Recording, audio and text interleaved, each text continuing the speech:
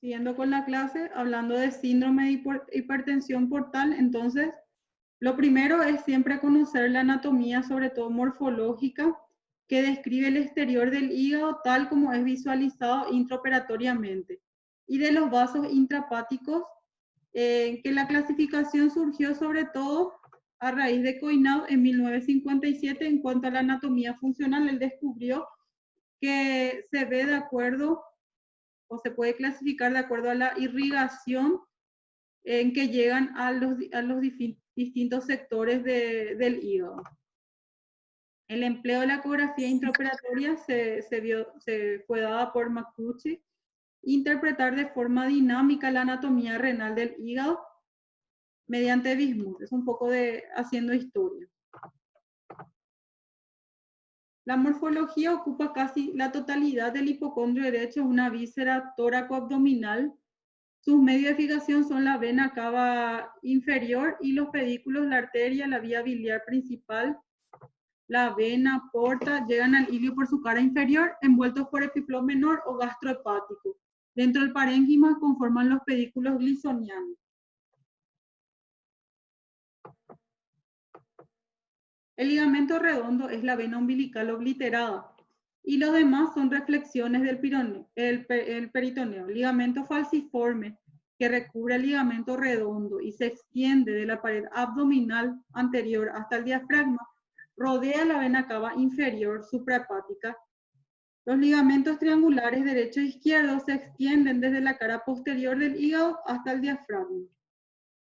Entonces es el ligamento falciforme el que va a dividir en dos grandes lóbulos al hígado, hablando así de lóbulo derecho y lóbulo izquierdo. La vena cava está en región superior, la vesícula biliar está en la cara inferior del hígado, tenemos un borde anterior, que va a ser este borde, y el ligamento triangular que generalmente se encuentra en las porciones laterales y son solamente una reflexión. Es un órgano porta. ¿Qué significa porta? Que tiene un sistema aferente y un sistema eferente.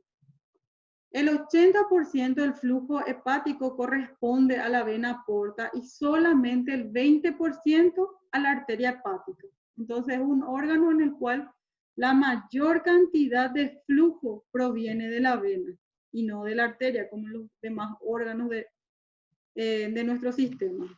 La vena suprahepática media divide al hígado en dos mitades, derecha e izquierda, y su trayecto corresponde a una línea imaginaria desde el lecho vesicular a la vena cava inferior, que es la línea de Campion. La vena suprahepática derecha, a su vez, divide el sector derecho en un segmento posterior y otro anterior, en un segmento lateral y otro medial izquierdo por el ligamento redondo, y Coinau basa su segmentación en la distribución de los pedículos glisonianos. El lóbulo caudado es independiente y su irrigación y drenaje venoso y biliar son independientes. Entonces, en sentido horario, tenemos la distribución de los segmentos, si es que observamos de adelante para atrás, 2, 3, 4, 5, 6, 7 y 8 del hígado. Y en la cara inferior, entonces, el sentido antihorario. Tenemos el lóbulo caudado, que es el que es independiente en cuanto a su irrigación, el 2, el 3, el 4B, el 5 y el 6. La fisiología es muy importante en casi todo nuestro metabolismo, depende de nuestra función hepática, porque allí se da el metabolismo de los hidratos de carbono, lípidos, proteínas, producción de bilis. Entonces, si hay una cirrosis, una alteración crónica, una insuficiencia hepática, es por eso que rápidamente el paciente se descompensa y puede llegar a la muerte si es que no recibe un trasplante, cosa que no es común en nuestro país. Entonces, rápidamente el paciente pierde la calidad de vida y posteriormente sufre complicaciones y lo lleva rápidamente a la muerte si no se toma acciones. Diariamente el hígado sintetiza entre 1000 y 1500 ml de bilis que se encarga del metabolismo de las grasas, y existe un ciclo enteropático de ácidos biliares de 300 a 500 miligramos por día. El pool total es de 4 a 6 gramos y esto se da de 5 a 10 veces por día. En cuanto al metabolismo de los ácidos biliares, ya es más de fisiopatología, pero es nada más para hacerles recordar lo que alguna vez se les explicó en fisiología. Los aminoácidos que provienen de la dieta por la circulación portal, en un 60% es metabolizado a urea y 20% para la síntesis hepática. Entonces, 20% se utiliza por el organismo para la síntesis proteica de los diferentes tejidos. La principal proteína hepática es la albúmina. Su síntesis diaria es de 100 a 200 miligramos. El almacenamiento es hepático y puede durar hasta 20 días la reserva. En cambio, la prealbúmina, que es generalmente lo que nosotros medimos porque es más específico de insuficiencia hepática, porque tiene una vida media nada más de 24 a 48 horas, entonces es más fácil poder determinar si ya existe una insuficiencia hepática. No así la albúmina, porque vamos a tener una reserva de 20 días y recién después de los 20 días vamos a saber si realmente hay una hipoalbuminemia. Sintetiza un sinnúmero de proteínas, entre ellas la de la coagulación, sobre todo los factores 1, 2, 5, 7, 10, 11 y 12, y la antitrombina 3. También reactantes de fase aguda como la proteína C reactiva.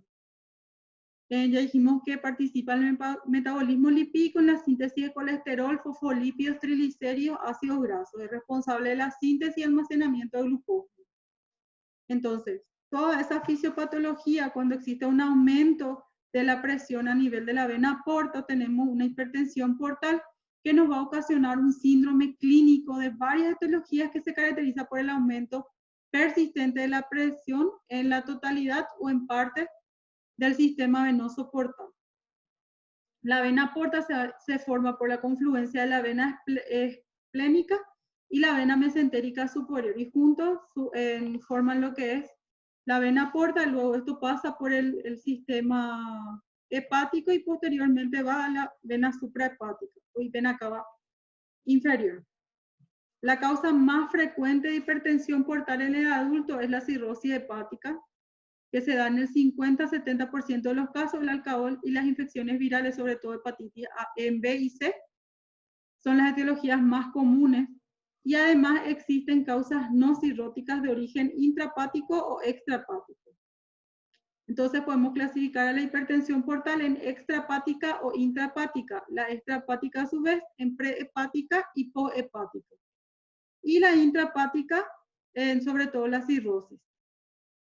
Según la clasificación según el nivel de obstrucción portal, decimos que puede existir un bloqueo presinusoidal extrahepático, por ejemplo, una trombosis a nivel de la vena porta o una trombosis a nivel de la vena esplénica, o bloqueo presinusoidal intrahepático, esquistosomiasis, fibrosis hepática, enfermedades mieloproliferativas, etc. Bloqueo sinusoidal y postsinusoidal intrahepático, se dan la cirrosis, enfermedad hepática veno-oclusiva, y bloqueo postsinusoidal extrahepático, obstrucción del tronco de la vena suprahepática, de la vena cava inferior, o pericarditis constrictiva. O sea, de acuerdo al área donde esté afectada, se sospecha de cuál podría ser su causa. Entonces existe un bloqueo de la circulación venosa que nos lleva al aumento de la resistencia del flujo portal. Esto causa una elevación a nivel de la presión venosa, que ocasiona a su vez un gradiente en la presión porto-cava de 10 milímetros de mercurio, lo que nos lleva a una circulación colateral portosistémica, y es un círculo vicioso del cual el paciente no puede retirarse, y esa hipertensión portal sostenida es lo que va a ocasionar la aparición de los síntomas clínicos en nuestro paciente. El desvío de sangre portal a través de una red colateral, aumento de sustancias vasodilatadoras, se incrementa la retención de agua y sodio, hay una expansión del volumen plasmático y un aumento de la presión en la vena porta. ¿Cuál es la fisiopatología? Existe entonces una circulación colateral, una aparición de varices a nivel de esófago y estómago, gastropatía, esplenomegalia, ascitis y, por último, una encefalopatía. ¿Qué síntomas va a tener el paciente? Anorexia, obesidad abdominal, sobre todo con extremidades delgadas, astenia, circulación colateral, palmas eritematosas, piel fina adelgazada, las varices, que generalmente en un paciente no acude a la consulta, sino que directamente acude a la urgencia por un cuadro de hemorragia digestiva alta, en el cual en una endoscopía se constata la presencia de varices y acompañada de una buena historia se llega ya al diagnóstico de una insuficiencia hepática. Telangiectasia, hematemesis, melena, bradiquicia. La hemorragia digestiva alta entonces puede ser por varices esofágicas, varices pequeñas o varices grandes. Si no existen las varices, hay que repetir la endoscopía digestiva alta a los 2 a 3 años. Si existen varices pequeñas, se repite a los 1 o 2 años. Y si son grandes, ya hay que hacer una profilaxis primaria y no repetir la endoscopía alta porque podemos perforar y causar una gran hemorragia. La cirrosis descompensada está indicado en endoscopía digestiva alta y también la búsqueda de las varices esofágicas en caso de que no exista, se repita al año, o sea, más rápido que en una cirrosis compensada. Y en las esofágicas pequeñas, entonces dividimos si se trata de un Child-Pugh A, B o C, sin signo de riesgo o con signos de riesgo, y la profilaxis primaria, no hay que repetir la endoscopía digestiva alta cuando se dan varices esofágicas grandes. El tratamiento etiológico de la enfermedad en la cirrosis compensada, prevención de desarrollo de varices o de hemorragia varicosa, y en la cirrosis descompensada el tratamiento farmacológico, sobre todo cuando hay un gradiente de presión mayor a 10 milímetros de mercurio. El tratamiento farmacológico se realiza con bloqueadores beta no cardioselectivos y ligadura endoscópica de varices. La combinación de los bloqueadores beta no cardioselectivos con 5-mononitrato de isosorbide, la ligadura endoscópica, tratamiento combinado puede ser endoscópico y farmacológico, y derivación portosistémica percutánea intrahepática. A la inspección, entonces, ¿qué nos va a hacer sospechar de que existe una hipertensión portal? La presencia de ictericia, abdomen distendido, xantelasmas, equimosis, hematomas, hipocratismo digital, contractura Dupuytren, hipertrofia parotidia, ginecomastia. Y a la palpación abdominal, hígado duro, micro o macrovascular. Esplenomegalia, abdomen de batracio, matidez cambiante, onda cítica. A la percusión, presencia de líquido. Si hay visceromegalia, habrá matidez. Y signo de Chostek o de Weiss, el murmullo venoso a nivel umbilical. A la ocultación. Motivos de consulta: incremento en el perímetro abdominal, edema periférico, dolor abdominal, disnea, hidrotórax hepático, pérdida de peso, fatiga, debilidad excesiva, emaciación muscular, saciedad precoz. Buscando signos de ascitis, entonces en la inspección: distensión abdominal, ombligo desplegado o evertido, flancos abombados, angiomas aracniformes, hematoma, equimosis, eritema. ¿Por qué van a haber hematoma, equimosis? Porque va a haber un consumo de las proteínas que participan en la coagulación, no se van a estar formando por la insuficiencia hepática, entonces pueden tener microhemorragia. Eritema palmar, ginecomastia, que es el aumento de la glándula mamaria, circulación colateral, que son las venas que se ven a nivel del abdomen. Edema periférico, la palpación podemos encontrar hepatoesplenomegalia, signo del témpano, también chapoteo gástrico. A la percusión, matidez en flanco, matidez cambiante, onda cítica, región del timpanismo en la parte alta de la curva abdominal. Y en la ocultación podemos encontrar el chapoteo gástrico. El tratamiento de la ascitis es siempre basado en un tratamiento clínico, una dieta hiposódica, fármacos diuréticos, paracentesis evacuadora, trasplante hepático y ascitis refractaria. En la maniobra de la onda cítica que ya estuvimos comentando, que podemos hacer en forma solitaria o con ayuda de un compañero. Cuando ya se tienen los límites del timpanismo y la matidez, se le pide al paciente que gire, es lo que es la matidez cambiante. El bazuqueo gástrico se explora deprimiendo bruscamente la zona epigástrico repetidas veces con toda la mano, apoyada la extremidad de los dedos flexionados, la percepción de un ruido similar al del palmoteo sobre una superficie líquida, como si ustedes estuvieran jugando en la pileta y golpearan el líquido. La misma sensación da, y eso es conocido como chapoteo gástrico. Este ruido indica la presencia de una acumulación de líquido gaseosa en un estómago distendido. Entonces hablamos de una citis leve cuando el líquido es de 100 ml, una citis moderada ya de 3 a 6 litros y una citis severa cuando ya es de 10 litros o más. Escala de Chill y Puck es muy importante que siempre tengan a mano, porque mediante esta nosotros vamos a medir la función hepática y se le atribuye puntos al valor de la bilirrubina, de la albúmina, tiempo de protombina, la citis y la encefalopatía crónica, y se van sumando. De acuerdo a los puntos que den, se le ubica al paciente en un grado A, en un grado B o en un grado C. Grado A de 5 a 6 puntos y nos habla de una supervivencia del 100% a los 2 años, de 85%. Al año, entonces, en todos los pacientes van a vivir, pero a los 2 años ya es solamente del 85%.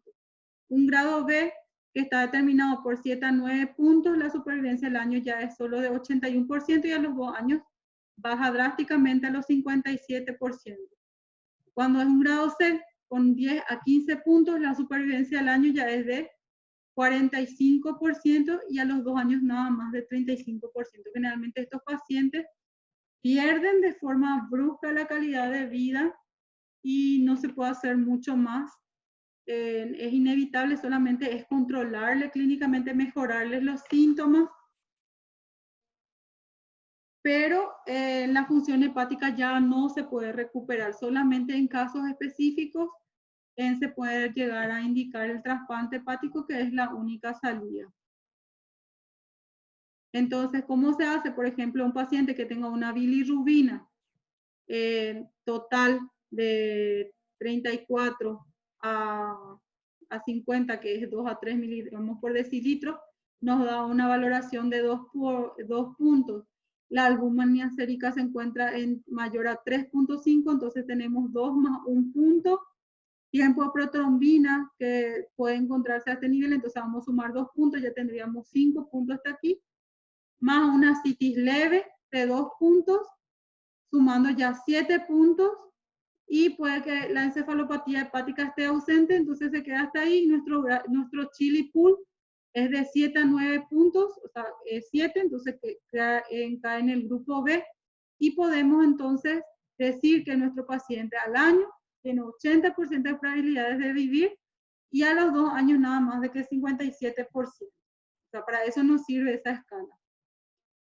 Y tenemos que hacer siempre el diagnóstico diferencial entre patología maligna, tuberculosa, una pericarditis constrictiva, una alteración a nivel renal, síndrome de Budd-Chiari, donde hay una alteración sistémica y una alteración de electrolitos que nos causa la citis. O puede ser por causa pancreática, también tumores ováricos. O sea, no siempre la citis va a ser debido a una patología hepática. Y los métodos diagnósticos que nos van a ayudar van a ser la ecografía Doppler para ver la dilatación de las venas, endoscopía para las varices, angiografía por resonancia magnética, venografía hepática, gamografía de hígado y vasos, y catéter con globo. Siempre hacer un buen examen físico antes de realizar nuestra paracentesis abdominal, lo que acá le mostraba. O sea, le estaba comentando antes que siempre tiene que estar por debajo del nivel del paciente para que nosotros podamos evacuar el líquido. Ya hablamos de la paracentesis, de cómo realizarlo, en qué zona. Y en cuanto a si es un trasudado o un exudado, el trasudado generalmente se da por cirrosis, síndrome Buchari, por síndrome nefrótico, por insuficiencia cardíaca, hipoproteinemia, y un exudado sobre todo cuando existen neoplasia, infecciones como la tuberculosis o enfermedades sistémicas como el lupus eritematoso sistémico. Y las características macroscópicas del líquido depende, por ejemplo, neutrófilos menor a 250 es límpido y por lo general de color algo amarillento, con concentración proteica muy reducida, puede no poseer pigmentos y ser incoloro. Líquido con neutrófilos mayor a 5 es bastante turbio y si es mayor a 5000 se asemeja, por ejemplo, a la mayonesa. Cuando la presencia de eritrocitos es mayor a 20.000, la citis puede ser rojo, si es 10.000 es rosado, menor a 10.000 es limpio. Muchas muestras son sanguinolentas por la punción traumática y esto presenta estrías sanguinolentas y a menudo se coagula si el líquido no se transfiere de inmediato al tubo con anticoagulantes. La hipertensión portal o hipoalbuminemia puede ser claro y si es turbio generalmente nos está indicando infección. Si es hemorrágico, casi siempre una causa de la enfermedad puede ser maligna, aunque puede ocurrir también en la tuberculosis, en la pancreatitis y en la trombosis de la vena porta. Los pacientes con hepatocarcinoma suele ser sanguinolento, pero solo en el 10%, y en la tuberculosis solo en el 5% es sanguinolento. Cuando se trata de lípidos, el líquido a menudo está cargado de lípidos que lo opacifican. Esto varía desde turbio hasta opaco y quiloso por completo. Cuando hablamos de quiloso es un líquido blanquecino como la leche. La mayoría de las muestras de líquido lechoso opaco posee una concentración de triglicéridos mayor a 200 miligramos por decilitro y hasta 1000 miligramos por decilitro. Si es de color lechoso, se asocia a concentraciones de lípido entre 100 y 200 miligramos por decilitro. Entonces hablamos de una ascitis quilosa y la mayoría del líquido opaco lechoso es debido a cirrosis. Otras características, la presencia de líquido ascítico de color marrón oscuro con una concentración de bilirrubina mayor a la del suero, refleja una perforación biliar. La ascitis pancreática puede asociarse a un líquido ascítico pigmentado debido al efecto de las enzimas pancreáticas sobre los eritrocitos. Y una ascitis negra también se asocia, por ejemplo, al melanoma maligno. Antes de clasificar en trasudado, como la concentración es menor a 2,5 gramos por decilitro, que presentan los pacientes con hipertensión portal o hipoalbuminemia, el exudado, cuando la concentración está por arriba de 2,5 gramos por decilitro, se observa cuando hay una enfermedad, como ya dijimos, que puede ser maligna o infección, y se ha demostrado que en esta situación hay una certeza solo del 5%. Esto hablando de la concentración de proteínas. O sea, este 2,5 sería nuestro límite. Si tiene menor, estamos hablando de trasudado, y si es mayor a 2,5, entonces hablamos de un exudado. Pero cuando tenemos exudado es como el líquido purulento o el líquido lechoso. Entonces nosotros ya vamos a pensar, hay una infección o hay una neoplasia. Y cuando es bien citrino, entonces estamos ante un trasudado, que puede ser por insuficiencia, todas las patologías que ya mencionamos antes. Ya hablamos de las indicaciones y contraindicaciones. Las complicaciones que pueden haber en una paracentesis puede ser sangrado en el lugar de punción, hemoperitoneo, sangrado intraabdominal, perforación de víscera hueca, perforación de útero grávido, infección, y también puede ocasionarse una fístula, que es comunicación del interior de la cavidad abdominal con el exterior. Entonces, grado 1 generalmente no requiere tratamiento específico y hay que hacer un seguimiento, restringir sobre todo la ingesta de sodio. En el grado 2, reposo en cama, restringir sodio y continuar hasta que el riñón no tenga capacidad de excretar el agua. Y ahí pasamos a los diuréticos, que es la espironolactona, Si la respuesta, en esta parte de ascitis, yo nada más para que ustedes conozcan el tratamiento le estoy comentando, pero lo importante es que ustedes sepan los signos, síntomas, la clínica, cómo son los casos clínicos, porque es en eso donde yo me voy a basar para los exámenes, para que no pierdan mucho tiempo estudiando todavía esta parte. Esta parte les va a tocar recién el año que viene, que es el tratamiento de las patologías quirúrgicas. En semiología lo que a mí me importa es que usted identifique signos, síntomas, sí, las clasificaciones y en los casos clínicos de los pacientes. Entonces, responde con rapidez la paracentesis de gran volumen. Está demostrado que la extracción de 5 litros es segura. Pero sobrepasando esto ya tenemos que utilizar coloides, que es lo que les estaba diciendo anteriormente. Existe un deterioro circulatorio denominado disfunción circulatoria post-paracentesis, con aumento del gasto cardíaco, reducción de la presión venosa central, la frecuencia cardíaca y de la aldosterona. Pese a ello, 24 horas después se produce una serie de cambios que da lugar a una reducción del volumen intravascular, incremento de la actividad de la renina y quizás otros sistemas vasoactivos. El deterioro se presenta con hiponatremia, disfunción renal en 20% de los pacientes y además se vincula con incremento de diuréticos. Suele observarse una mayor recurrencia de ascitis y también menor supervivencia. Entonces hay que tener mucho cuidado a la hora de realizar la paracentesis. Bueno, hasta aquí nuestra clase de hoy.